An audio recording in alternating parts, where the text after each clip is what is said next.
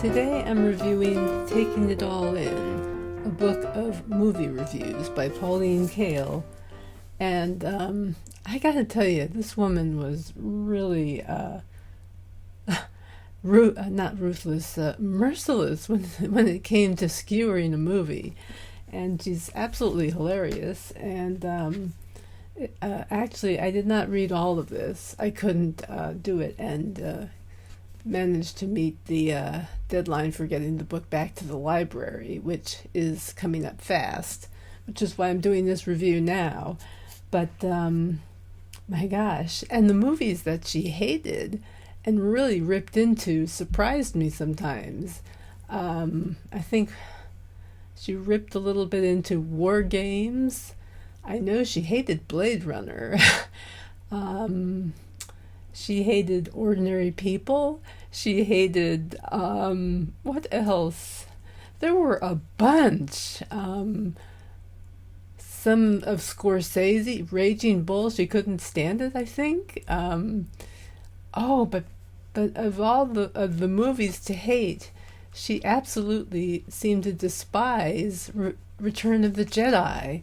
And I was like, oh my God. And I'm just going to read you this one little passage she says at the end of her review of Return of the Jedi.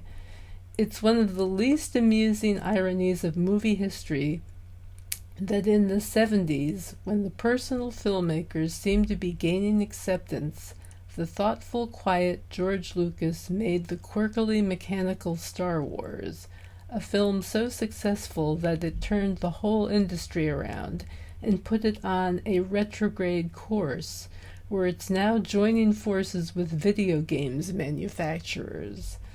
If a filmmaker wants backing for a new project, there'd better be a video game in it. Producers are putting so much action and so little character or point into their movies that there's nothing for a viewer to latch onto.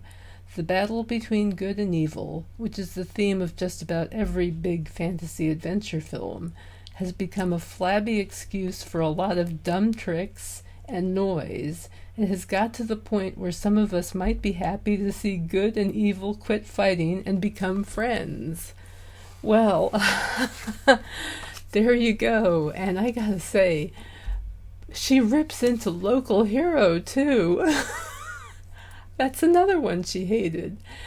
And part of what, after a while, I got almost tired of her tirades.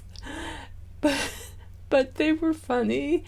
And I'm still an admirer to an extent of Pauline Kael. Although, after reading this, I want to ask her, gee, was life so miserable watching all those awful movies and having to write about them? I think we would have gotten along. We would have found things to laugh about, like I'm laughing right now about this book. But if you want to get a taste of Pauline Kael, just take a taste of this. Don't read the whole thing. That's it, I guess, and I'll talk to you later.